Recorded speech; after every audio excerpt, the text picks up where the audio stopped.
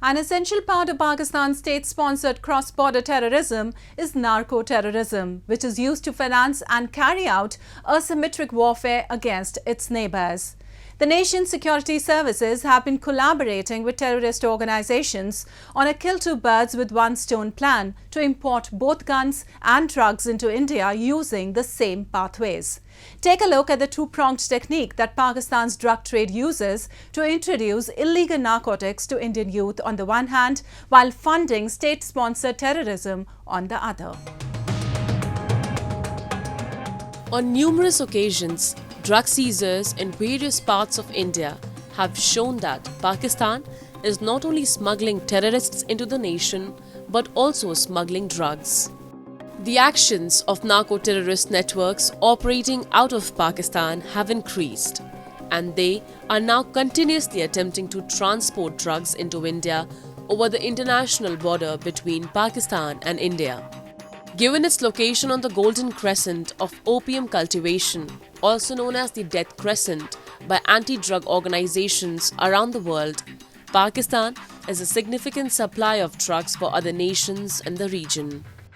This crescent-shaped area, which also contains Iran and Afghanistan, makes for an ideal transit location for drugs being trafficked out of Pakistan. Gujarat, Rajasthan, Punjab and Jammu and Kashmir are the main border states via which drugs are transported into India. Recently, border security personnel shot down a Pakistani drone carrying narcotics across the Atari-Wagah border. As per the officials, the gross weight of the recovered consignment of suspected narcotics is around 5.5 kg. 4 जून 2023 को BSF के troops ने एक drone की आवाज़ सुनाई दी और वो नीचे धीरे धीरे ड्रिफ्ट हो रहा था।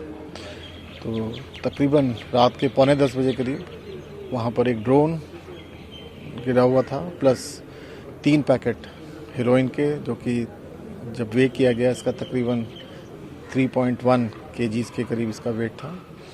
और पिछले 2-3 दिन से इसकी इनपुट आ रही थी, जो कि एसएसपी रूरल अमृतसर ने और हमारे डीसीजी के द्वारा ये इनपुट दी गई थी कि पाकिस्तान से जो स्मगलर्स हैं वो ड्रोन के थ्रू हेरोइन की स्मगलिंग करेंगे।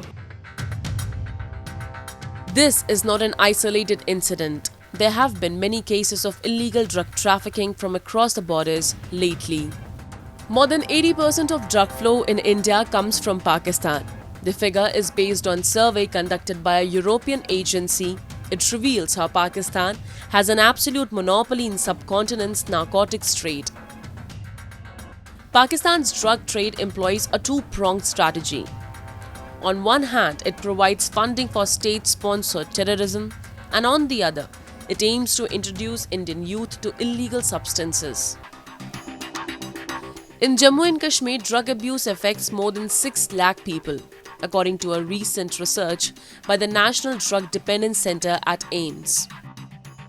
All socio-economic strata in the Kashmir Valley are experiencing a startling increase in drug addiction. A new drug user inevitably enters Kashmir's drug rehabilitation facility every hour. In 2016, the Srinagar location of the Government Medical College's Oral Substitution Therapy Clinic only recorded 489 cases. By 2021, that number had risen to nearly 10,000. The security apparatus and the government of Jammu and Kashmir have both been shocked by the worrisome 2,000% increase over the previous 5 years. Pakistan's formal economy is in a poor state. Everyone knows that the narco money is being used to fund the terrorists as well as to generate money through irregular means. And therefore, with Haqqanis in the government in Afghanistan, Pakistan finds that this is a lucrative trade, and therefore the drug cartels are trying every possible means to send the narcotics into India and create a market and also spoil the new generation. They would like to certainly find a number of means wherever they can induct it easily, whether through drones or through coast or through Gujarat coast or whichever coast they find that the security is slightly lax. And therefore, I think they will exploit all possible means to induct narcotics into India. Drug trafficking across the borders give terrorism financial support and if not stopped immediately could damage the lives of the region's children. Drug revenue, particularly heroin revenue, funds separatist operations and propagates other centrifugal tendencies. Furthermore, the widespread availability of drugs and narcotics increases domestic consumers' desires for them, which when consumed leads to dysfunctional behavior, which in turn causes problem with law and order in society.